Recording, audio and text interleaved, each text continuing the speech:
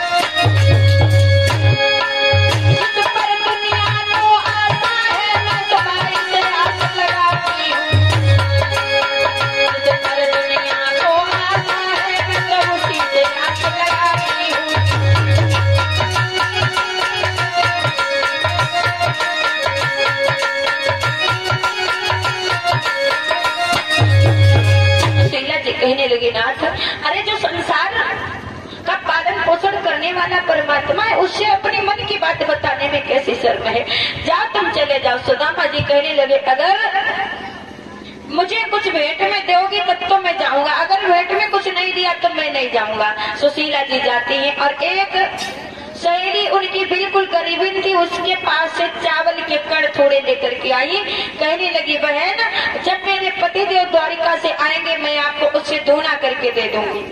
और वही चावल के कण ला करके सुदामा जी को दे दिए हैं। सुदामा जी टूटे हुए चावल के कण लेकर के जब द्वारिका के लिए चले हैं तो सुशीला ने एक होशियारी और करी, ये माताओं की होशियारी होती है।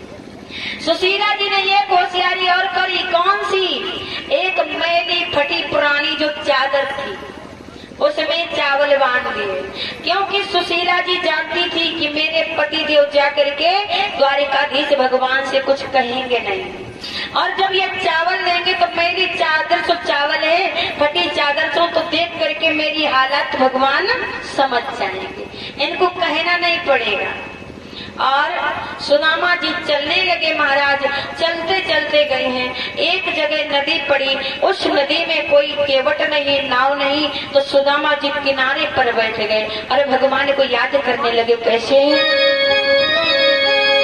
सभी भक्त बोले, याद आती तेरी तेरे सुन लो मेरी है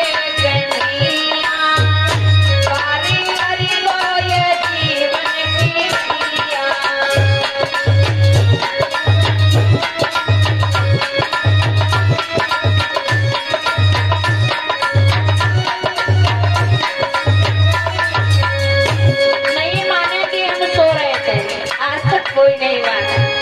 अगर किसी से पूछो मैया जी क्या सोए नहीं तो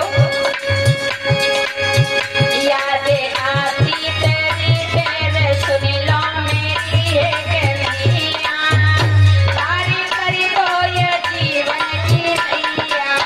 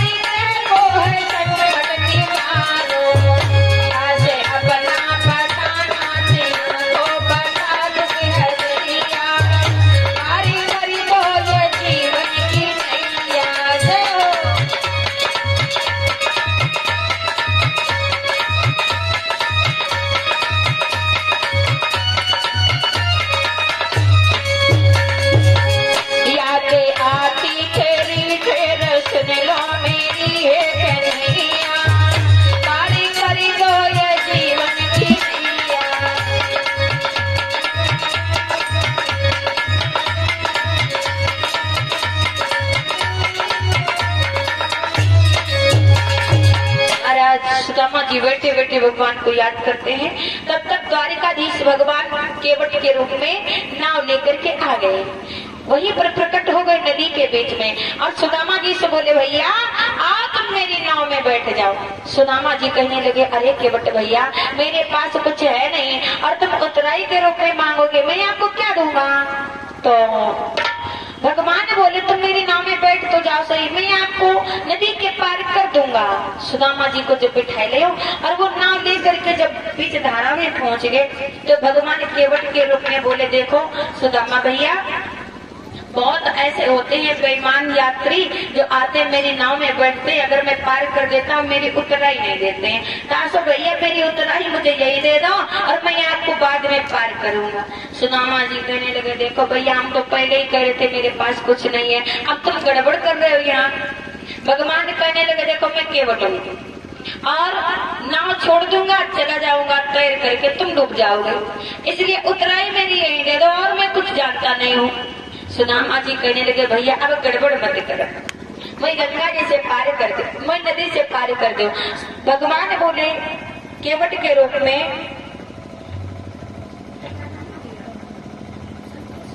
और ये हमारे संतोष भैया भगवान के चरणों में 101 मुद्राएं समर्पित करते भगवान शरीर का कल्याण करें।